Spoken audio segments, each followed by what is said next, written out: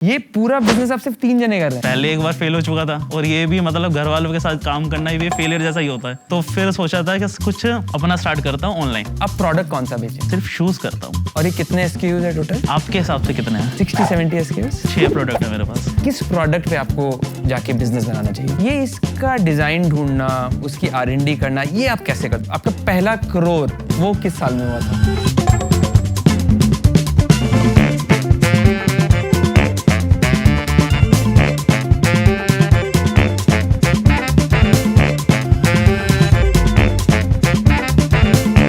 Welcome to one in a billion, एक podcast जहां हम सेलिब्रेट करते हैं इंडिया के असली एंटरप्रेन्योर्स को, वो लोग जिन्होंने सिर्फ एक आइडिया नहीं, एक विजन देखा और उस विजन को बना लिया अपना मिशन। ये शो उनके लिए है जो सोच रहे हैं कुछ करने का, जो चाहते हैं कि उनका प्रोडक्ट, उनका ब्रांड दुनिया तक पहुंचे, और उन लोगों के लिए भी जो ऑलरेडी सफ़र पर निकले हैं पर रास्ते में अपने आप को और बेहतर करना चाहते हैं।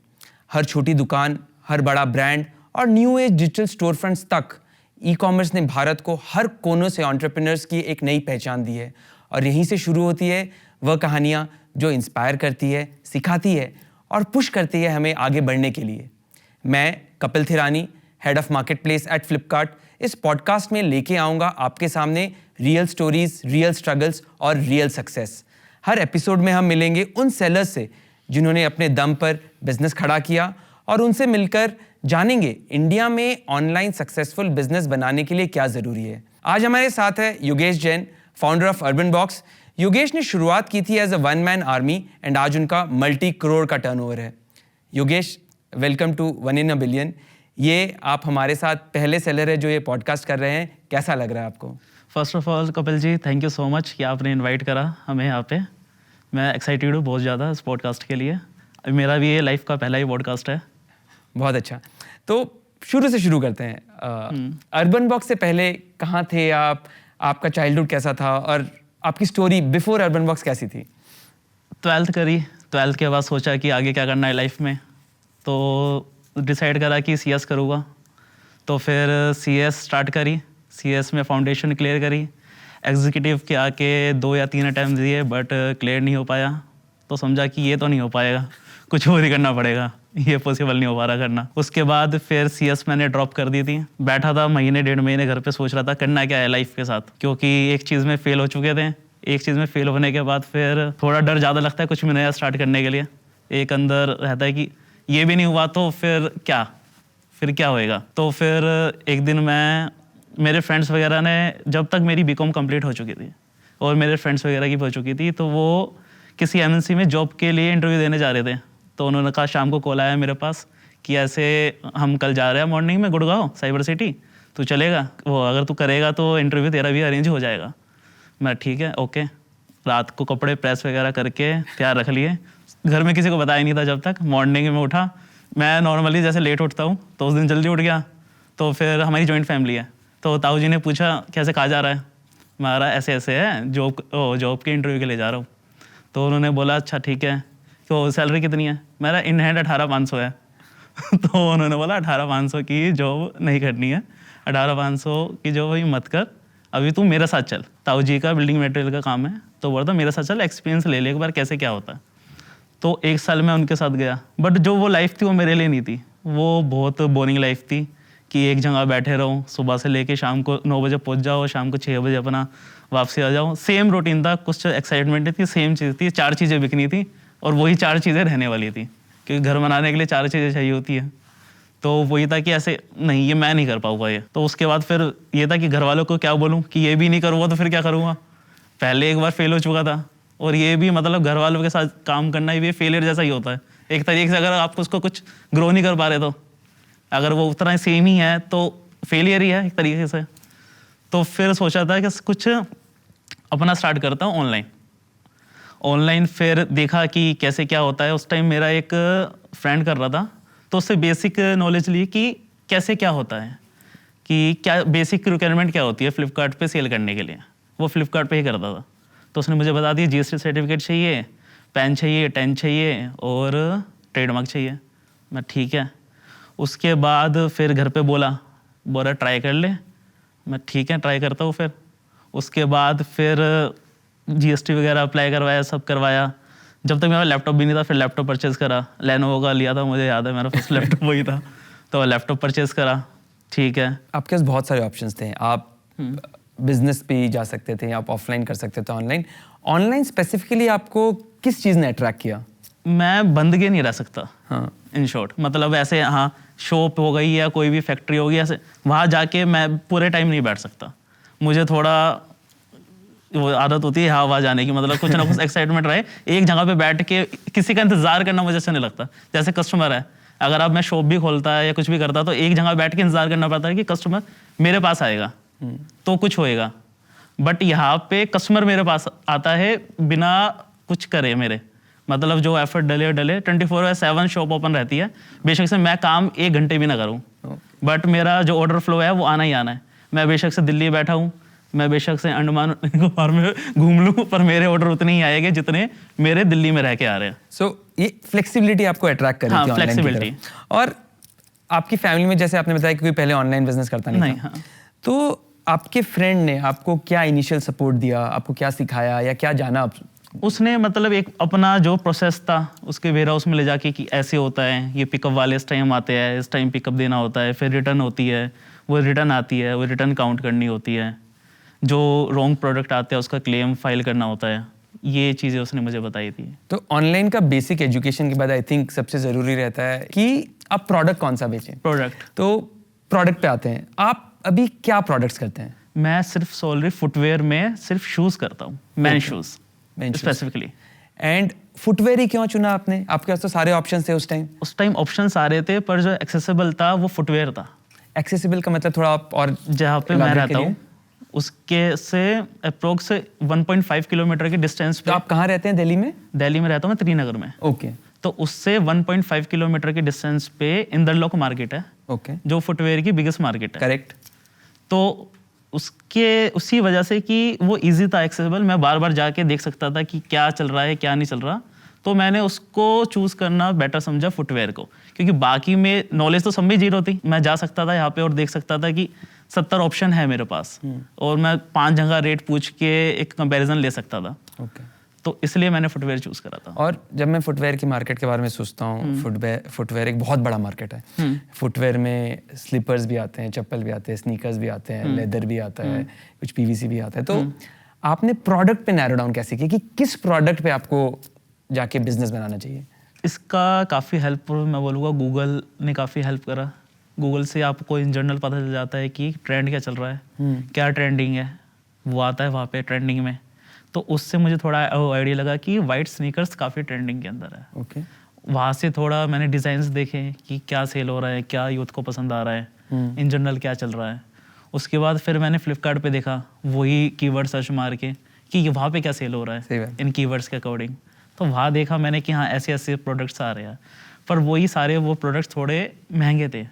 मेरा मोटिव ये था कि इनको थोड़ा और सही रेंज में लाऊंगा तो मुझे एक पुश मिलेगा जिसकी मुझे नीड थी ग्रो करने के लिए। तो इसके लिए फ्लिपकार्ट पे जैसे एक ऑप्शन आता है, फ्लिपकार्ट में आता है sort by, low to high, high to low और ट्रेंडिंग पॉपुलैरिटी करके वहाँ पे एक ऑप्शन आता है। तो मैंने एक इंडियन माइंडसेट तो रहता ही है कि उनको एक थोड़ा वही चीज़ सस्ते में मिल जाए। तो मुझे तो एज्यूम करा कि मैंने लोग इसको यूज़ करते होंगे, कुछ ले ना ले पर एक बार लो टू हाई तो लगाते होंगे। तो मैंने उसको ही एक पकड़ा कि स्टार्टिंग में, ताकि ऐड में पैसे ना लगाने पड़े क्योंकि थे भी नहीं कि तो फिर मैं वहाँ से वाइट स्नीकर एक इन सबको मैंने देख के डिज़ाइन पकड़ा कि ये मैं सेल करूँगा एक बढ़िया प्राइस पॉइंट पे। तो जब तक जो प्रोडक्ट सेल हो रहे थे लो टू हाई में, जो सबसे सस्ता प्रोडक्ट शो हो रहा था वो 210 रुपये में सेल हो रहा था। तो मैंने अपने प्रोडक्ट को 199 में लाने की कोशिश करी, जिससे वो लो टू हाई में सबसे ऊपर दिखे, जिससे उसके व्यूज़ बढ़े और ऑर्डर आए और ऐड के लिए पैसे भी स्पेंड ना हो। थोड़े पहले ऑर्डर की जर्नी मानते हैं। आपने लिस्टिंग की होगी अपनी, और लिस्टिंग करने के बाद आपने या तो ऐड किया होगा या आपने आप जैसे बोले कि आपने शॉर्ट में लो टू हाई किया तो आपका प्रोडक्ट ऊपर आने लग गया होगा। तो उसमें आपका पहला ऑर्डर कब आया था? आपको कुछ याद है? पहला पहले ऑर्डर के मेरा अराउंड? सेकंड डे आया था। Okay. जब मैंने लिस्टिंग लाइव करी थी, उसके सेकंड डे में फर्स्ट ऑर्डर आया था। और वो ऑर्डर मैंने प्रोसेस वगैरह कर दिया था अच्छे से, बढ़िया तरीके से। पर वो ऑर्डर 3 दिन के बाद रिटर्न भी आ गया था। बट आई थिंक ऑर्डर्स फिर आते रहे होंगे हाँ, रेगुलरली। उसके बाद फिर 2, 3, 4 कुछ दिन ये चले, फिर 10, फिर फर्स्ट 10, फर्स्ट 50, फर्स्ट 100, तो ऐसे ऐसे जर्नी स्टार्ट होती है। पहले 1 से 100 की जर्नी में कितने दिन लगे होंगे आपको अप्रोक्सीमेटली? फर्स्ट 100 की जर्नी में मुझे जो लगे थे अप्रोक्स, आप मान के चलिए 2 से 2.5 महीने लगे। 2 से 2.5 महीने, व्हिच इज वेरी गुड। हाँ। आपके थ्रू जानना चाहूंगा कि नेक्स्ट फेज ऑफ ग्रोथ आपने क्या प्रोडक्ट्स के सिलेक्शंस बहुत ऐड किए, या आप किस स्पीड से सिलेक्शन ऐड करते जाते हो अपने पूरे अकाउंट में? मेरा आप अभी करंट फ्लो पूछो मेरे से कितना है? कितना है आपका करंट? अप्रोक्स मेरा करंट फ्लो जो चल रहा है अभी, जैसे अभी समर आ गया तो फुटवेयर थोड़ा डाउन हो जाता है। हाँ। तो अभी जो मेरा चल रहा है वो 2,500 के आसपास का फ्लो चल रहा है, 2.5 से 3 के बीच में। और सर्दियों में अप्रोक्स जाता है मेरा 4 से 5,000 के बीच में। और ये कितने SKUs है टोटल? हाँ, ये क्वेश्चन मैंने पूछा, आपके हिसाब से कितने हैं? कितने हो गए? एक मतलब एक नॉर्मल इन जनरल सेलर को इतना ऑर्डर लाने में कितने प्रोडक्ट चाहिए होते हैं? 60-70 SKUs? 60-70 फुटवेयर के डिजाइन्स। करेक्ट। उसको डिवाइडेड बाय 10 कर दो, 6 प्रोडक्ट है मेरे पास। तो आपने क्या किया? आपने बहुत ही स्पेसिफिक कोई हीरो प्रोडक्ट्स बनाए और उसकी इतनी इंजीनियरिंग की कि आपके पास बेस्ट कॉस्टिंग मिले और कस्टमर्स को आप बेस्ट वैल्यू दे सकें। ये तो बहुत अमेजिंग है। तो अभी हम चलते हैं आपके प्रोडक्ट्स की तरफ। तो आपके प्रोडक्ट्स हैं मेरे पास। अच्छा। एंड यहाँ देखते हैं, तो ये आपकी शूज है। एंड अगर मैं इन शूज को देखूं तो आप एक्सप्लेन करिए पहले कि शूज में क्या होता है, कोई अगर जानना चाहे कि। शूज 2 या 3 तरह के होते हैं। ओके। जिसका सोल का डिफरेंस होता है, जो मेन होता है, एक होता है पीवीसी सोल, एक होता है ईवा सोल। ये है पीवीसी सोल। पीवीसी सोल का जो शूज बनता है वो वर्टिकल मशीन से बनता है। उसमें अगर आपने सुना होगा दाना बोलते हैं, प्लास्टिक का जो ग्रेन्स होते हैं। करेक्ट। हाँ, तो उसको हीटअप किया जाता है, फिर मशीन से प्रेशर से जो इसका डाई होती है, साँचा होता है, करेक्ट, उसके अंदर वो प्रेशर से दाना पिघल के जाता है, ले लेता है, वही शेप ले लेता है। और ये जो अपर होता है, उसके अपर पार्ट के अंदर उसको टाइट कर दिया जाता है। तो ये दोनों चीज आपस में सेट हो जाती है। तो ये प्रोडक्ट बनाने में अप्रोक्सीमेटली आपको कितना खर्चा पड़ता होगा?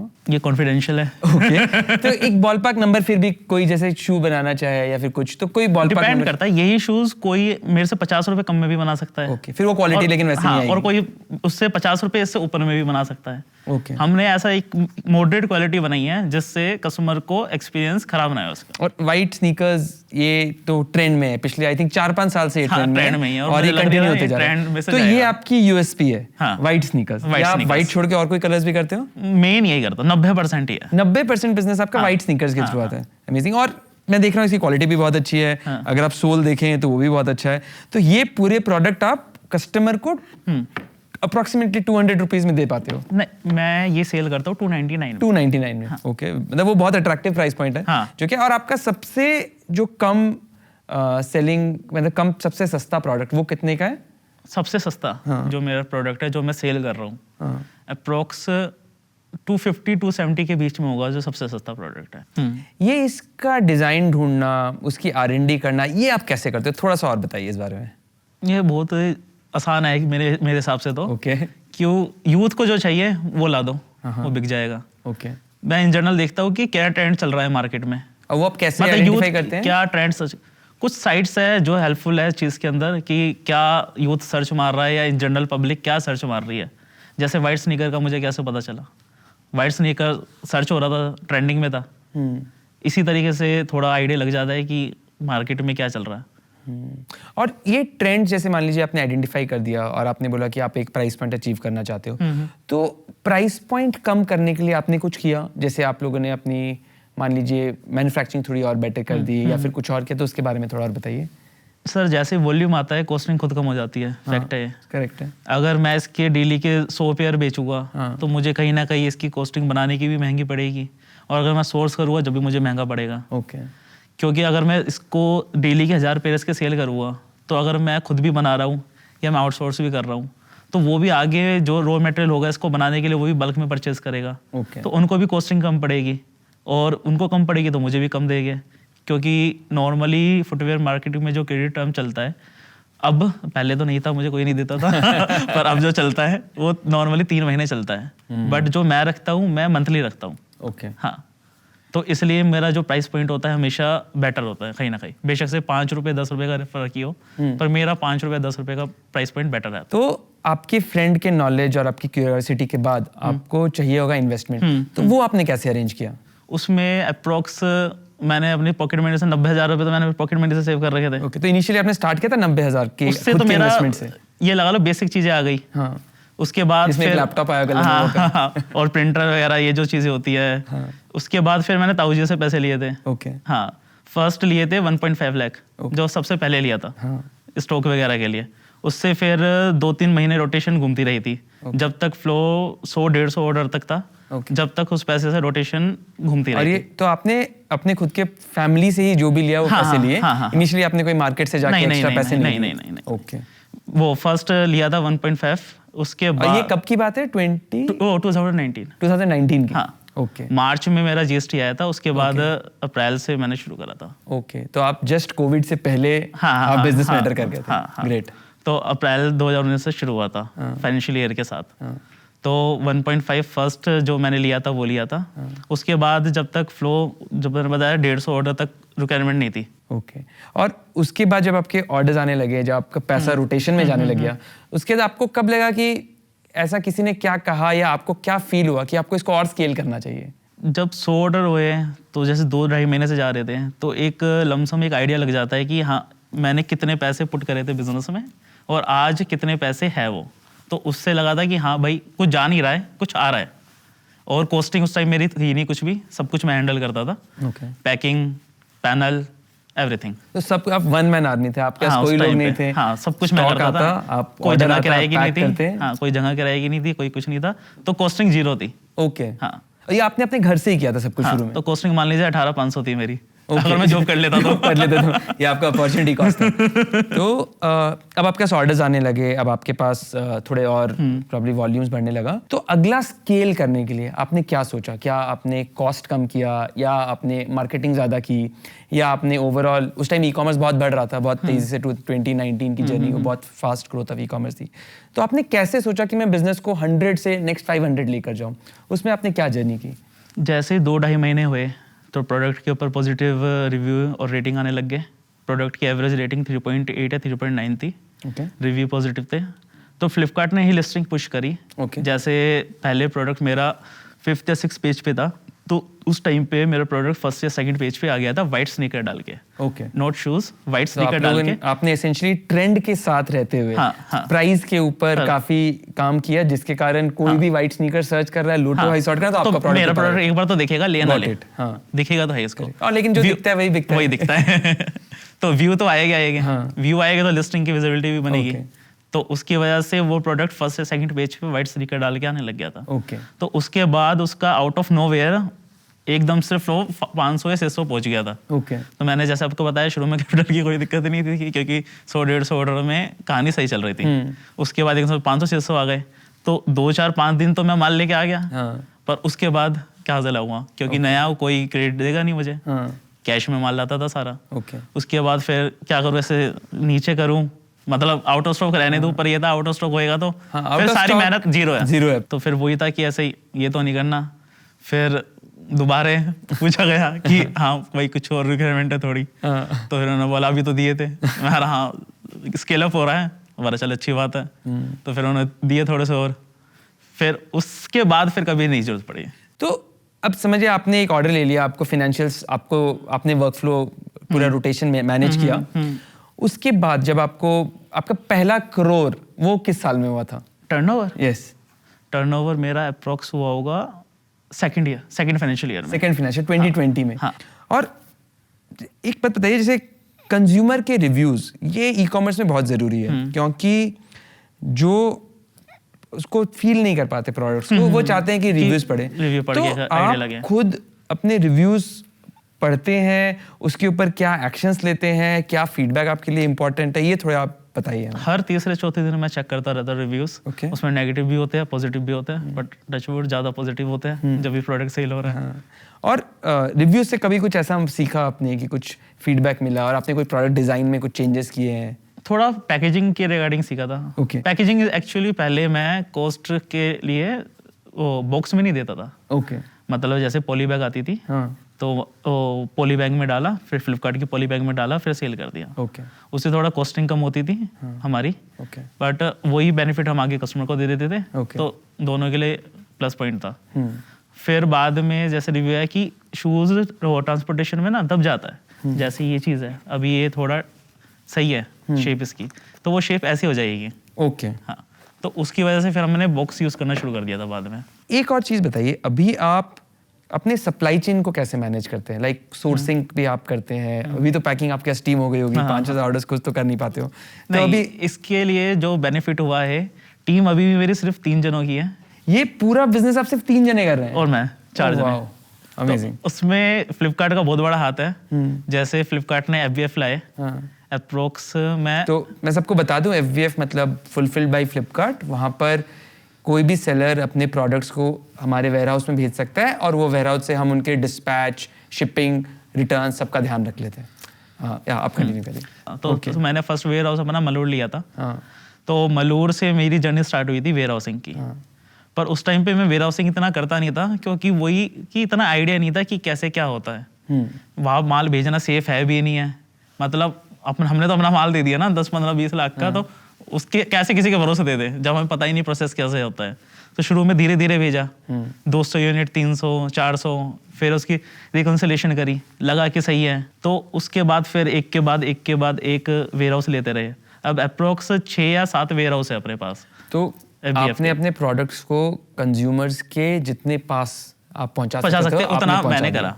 और आजकल सब कुछ स्पीड पे है, हाँ, सब लोग चाहते हैं कि सामान जल्दी आए, तो आई थिंक उसका आपको काफी बेनिफिट मिला, जहाँ पे आपके प्रोडक्ट्स आपके कस्टमर्स को 2-3 दिन में पहुंच जाते होंगे। ओके, और उसके बाद ये छोटी सी टीम में, अभी आप टीम में कौन कौन क्या क्या करता है, अगर आप थोड़ा, क्योंकि मैं बहुत इंट्रीग्ड हूँ कि सिर्फ 3 प्लस आप 4 लोगों से आप इतना बड़ा बिजनेस मैनेज कर रहे हो। सिर्फ पैकिंग ही देखते हैं वो सब। ओके बाकी पूरा पैनल, वेयर हाउसिंग, बाकी सब कुछ, वो सब कुछ मैं मैनेज करता हूँ। ओके, एंड इसके साथ साथ आई थिंक अब मैं अगर और फ्यूचर की बात करूं, तो आप क्या सोचते हो अर्बन बॉक्स के बारे में कि ये एक ब्रांड को आप आगे कैसे लेकर जाएंगे, और आगे की ग्रोथ एक तो नंबर्स में होती है, एक कंज्यूमर के परसेप्शन में भी होती है, तो वो आप क्या सोच रहे हैं, थोड़ा सा और खुल के बताइए। जैसे जो अभी तक अपना मेन पर्पस था फुटवेयर सेल करने का, वो था 300 रुपये तक में मैं सेल करता था आज तक, जो मैं करता आया हूँ। बट अब जो है मेरा मन है कि 500 वाली कैटेगरी को एक बार ट्राई करें कि कैसे क्या है उस कैटेगरी के अंदर, क्योंकि वो प्राइस पॉइंट मैंने कभी टच नहीं करा। तो वो मार्केट में न्यू है बिल्कुल, और वो कस्टमर न्यू है, और उनका बिहेवियर भी न्यू रहेगा जब मैं सेल करूँगा। तो मैं प्रोडक्ट न्यू ला रहा हूँ जिसको मैं अप्रोक्स 400 से 500 के बीच में सेल करूँगा। ओके, तो उससे मुझे एक आइडिया लगेगा कि थोड़ा 400 से 500 वाले बायर्स का माइंडसेट कैसे रहता है प्रोडक्ट्स के लिए। एंड आपको कब लगा कि अब मैंने कुछ बड़ा कर लिया है? जैसे जो मेरी जर्नी स्टार्ट हुई थी वो 10 बाय 12 के रूम से मेरी जर्नी स्टार्ट हुई थी। उसमें एक सिंगल बेड था जिसमें लेफ्ट साइड मेरा लैपटॉप और प्रिंटर का सेटअप था, राइट में बैठ के मैं पैकिंग करता था। तो पूरी जर्नी वहाँ से स्टार्ट हुई थी मेरी। जो पहले ऑर्डर की जर्नी मैंने स्टार्टिंग में बताई थी वो उसी रूम से स्टार्ट हुई थी। जब वो जर्नी फिर वो 10 बाय 12 से मैं जब 200 गज के गोदाउन में गया, तो जब लगा कि हाँ भाई जो एक कमरे से 200 गज की जगह पे आया है तो कुछ तो करा है लाइफ में। आई थिंक योगेश जी, इसके बाद अगर मैं अर्बन बॉक्स के बारे में सोचूं, अगले 5 साल आप क्या सोचते हैं अर्बन बॉक्स के बारे में? मैं 3 साल की अपनी टर्नओवर बताता हूँ आपको। मेरी 3 साल पहले टर्नओवर थी अप्रोक्स 2.5 CR के आसपास। सेकेंड लास्ट ईयर मेरी टर्नओवर थी 4.8 CR, और इस साल जो मार्च कंप्लीट हुआ है अभी, इसमें मेरी टर्नओवर है 17.8 CR। तो अब मैं चाहता हूँ कि अब जो ये फाइनेंशियल ईयर है इसके अंदर बस ये चाहता हूँ कि ऐसे 5 साल के अंदर थोड़ा टर्नओवर का एक स्केल अप हो जाए कि हाँ प्राइवेट लिमिटेड में कन्वर्ट हो जाए। अभी सोल प्रोप्राइटरशिप फर्म है तो ये प्राइवेट लिमिटेड हो जाए, और उसके बाद थोड़ा जो ब्रांड है अपना वेल नोन हो जाए। ओके, कि हाँ बोले अर्बन बॉक्स का शूज पहन रखा है ऐसा नहीं। और इसको आगे जैसे मान लो आप नए प्रोडक्ट्स या फिर से 400 to 500 प्राइस पॉइंट इसमें जब आप जाते हो तो इसमें आपको फंडिंग की जरूरत पड़ेगी, आपको कैपिटल की जरूरत पड़ेगी? टचवुड अभी तो नहीं पड़ेगी। ओके, तो आप सब कुछ अपने बिजनेस से ही निकाल रहे हो? बस वो जो सेकंड बार लिया था वो लास्ट लिया था। ओके, तो ये बहुत अच्छा कि आई थिंक आपने एक पॉजिटिव कैश फ्लो मेंटेन किया, आपने बहुत अच्छे मार्जिन्स पे काम किया, तो आपका पीएनएल बहुत हेल्दी है, तो आप फ्यूचर ग्रोथ भी खुद के फंड्स के थ्रू करना चाहते हो, which is something which is very inspiring. तो अब थोड़ा सा मूव करते हैं एक अगले राउंड में, तो कुछ रैपिड फायर क्वेश्चंस होंगे। मैं आपसे कुछ सवाल पूछूंगा, आपके दिमाग में जो पहला आंसर आए आप फटाफट दे दीजिए, बस एक है कि आप उसे जल्दी दीजिएगा आंसर। ठीक है। तो कुछ क्वेश्चंस मैं पूछता हूँ आपसे। पहला ऑर्डर रिसीव करने की फीलिंग एक वर्ड में? Next level. एक दिन में सबसे ज्यादा ऑर्डर्स कब मिले? BBD last year 7,000 something. 7,000 orders. और बीबीडी की तैयारी कैसे करनी चाहिए? FBF में मालवेज के। और शूज इंडस्ट्रीज का एक ट्रेंड जो हमेशा चलता रहेगा? वाइट स्नीकर में भी। परफेक्ट। होपफुली। अगर शूज नहीं तो क्या बेच रहे होते? शूज नहीं तो क्या बेच रहे होते? इसका रैपिड नहीं दे पाऊंगा। ठीक है, चलिए अगले बात है। और अगर आप पर मूवी बनती तो मूवी का टाइटल क्या होता? वन मैन आर्मी बोल सकते हो। Nice. क्योंकि बहुत अच्छा। स्टार्टिंग में ये हुआ था। न्यू इंडिया में बिजनेस चलाने की कोई एक ट्रिक जो आप सबको देना चाहें? टाइमली प्रोडक्ट डिलीवर और एक क्वालिटी का एक बेसिक स्टैंडर्ड तो सबको मेंटेन करना चाहिए, और packaging. I think solid answers. Yogesh, एक आखिरी सवाल पूछना था आपसे। जो भी हमारा नेक्स्ट 1 in a billion बनेगा, उसके लिए कोई एक मैसेज, कोई एक टिप? बस एक ही लाइन है, मालिक से बनने से पहले नौकर बनना पड़ेगा। अगर बन सकते हो तो मालिक भी बन जाओगे। Amazing, I think it's very inspiring. I think मुझे तो बहुत मजा आया जी शूट करके, and I think really enjoyed your energy, really enjoyed आपने जो इनसाइट्स दिए, एंड आई थिंक इससे काफी लोग बहुत कुछ सीखेंगे। Thank you so much for coming, thank you for inspiring so many people around you. Thank you so much. And we have a small token of gift for you.